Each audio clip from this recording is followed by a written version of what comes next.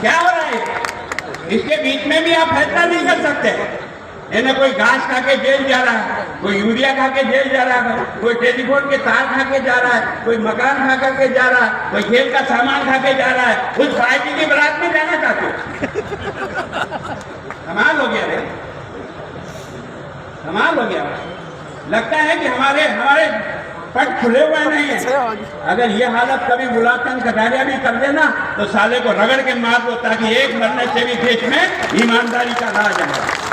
कोई घबराने की जरूरत नहीं है, हम किसी से बिके हुए नहीं। हम अपना देश के, हम भी अन्न खाते हैं। इस धरती माता ने हमको भी पैदा किया है, हमने भी यहाँ पानी पिया है, हमने भी अपनी जवानी। आपका ये बहादुर सिपाही सेना सीमा पर क्यों मत करता? पूछो उसके माँ से, पूछो उसकी पत्नी से, पूछो उसके छोटे छोटे बच्चों से, वो किस लिए मरता था? आपकी और हमारे मुल्क की हिफाजत के लिए, है ना, मरता था। लेकिन तिरंगे को झुकने नहीं देता था, तिरंगे को झुकने नहीं देता था।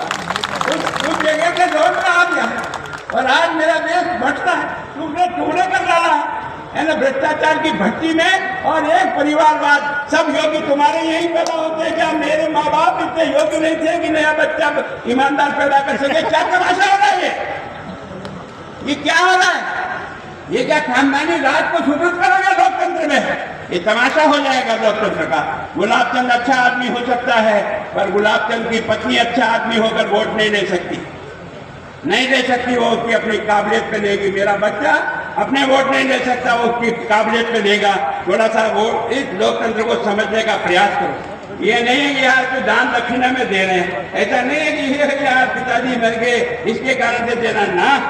देश की भी चिंता कोई करेगा कि नहीं करेगा? सब लोग अपने बच्चों की चिंता करेगा, कोई नहीं करेगा देश की चिंता।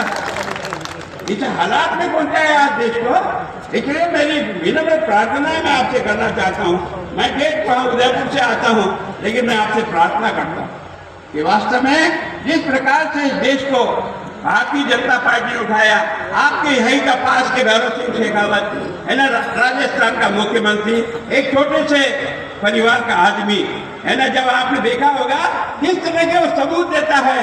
पहली बार जब मैं भी उनके साथ एमएलए बन के आया, पहली योजना कौन सी गाँव की? अंत्योदय योजना। हर गांव से 5 गरीब को छांटो, काम के बदले अनाज योजना में सरपंच साहब बोरिया ले जाओ, अपने गांव में कुछ भाटे लगाओ। पहली बार टोकरे लगा होगा सरकार के खाते का, उसका नाम भैरव सिंह शेखावत है कि नहीं है? यह है बीजेपी और बीजेपी का अंतर। ये जो हम बीजेपी चिल्लाते हैं ना, इसलिए चिल्लाते हैं क्योंकि हमारे दाग पर कोई काला धब्बा नहीं है। हम इतना जोर से टोट से बोलते हैं ना, तो कई बार लोग कहते हैं बहुत जोर से बोलते हैं। हाँ बोलते हैं क्योंकि जमीन सही है।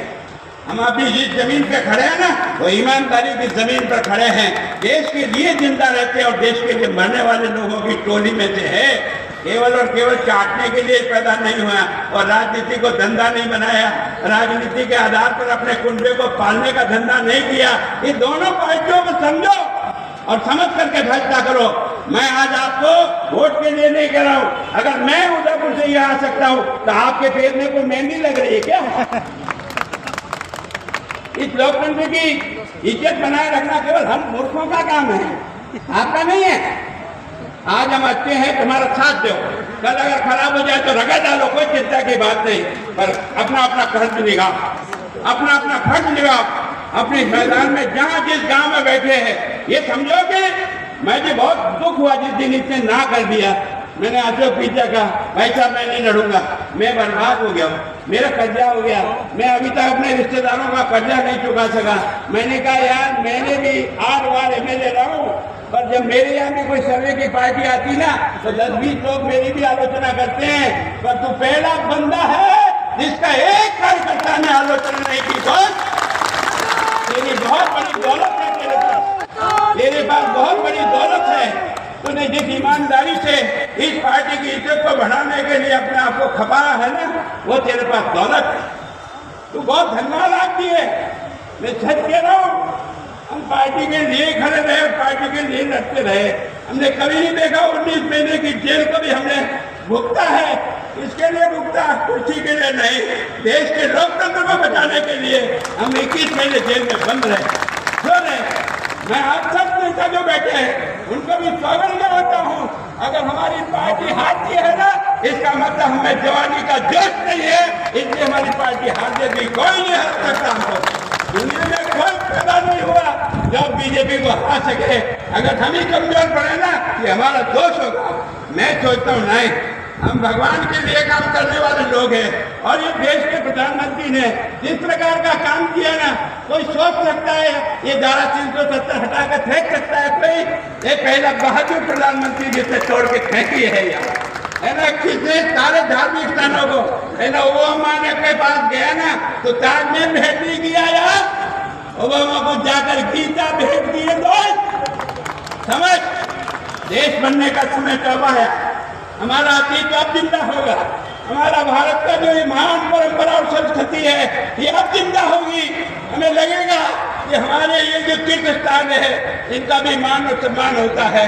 पहले कोई अंदर जाने से आज परहेज करता था कि मेरे वोट कट जाएंगे, मेरे वोट कट जाएंगे। हमने कहा ये वोट अपनी जगह रहेगा, लेकिन अगर काशी विश्वनाथ नहीं बनेगा तो हमारे दिलों में बात करने वाला भगवान कहाँ से आएगा यार, बताओ तो सही।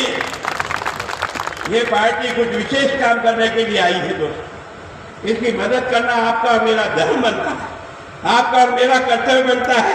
कोई एहसान नहीं, किसी पे कोई मेहरबानी का कारण नहीं। हम जिस बात के लिए तैयार हुए ना उस बात को पूरा करेंगे। और अब की बार मैं आपको विश्वास दिला रहा हूँ, अब की बार हम ठीकरी से घड़ी फोड़ करके बताएंगे बताएंगे बताएंगे। केवल आप लोगों का आशीर्वाद चाहिए, आप लोगों का सहयोग चाहिए। इतनी बात कहकर अपनी बात समाप्त कर दो। धन्यवाद।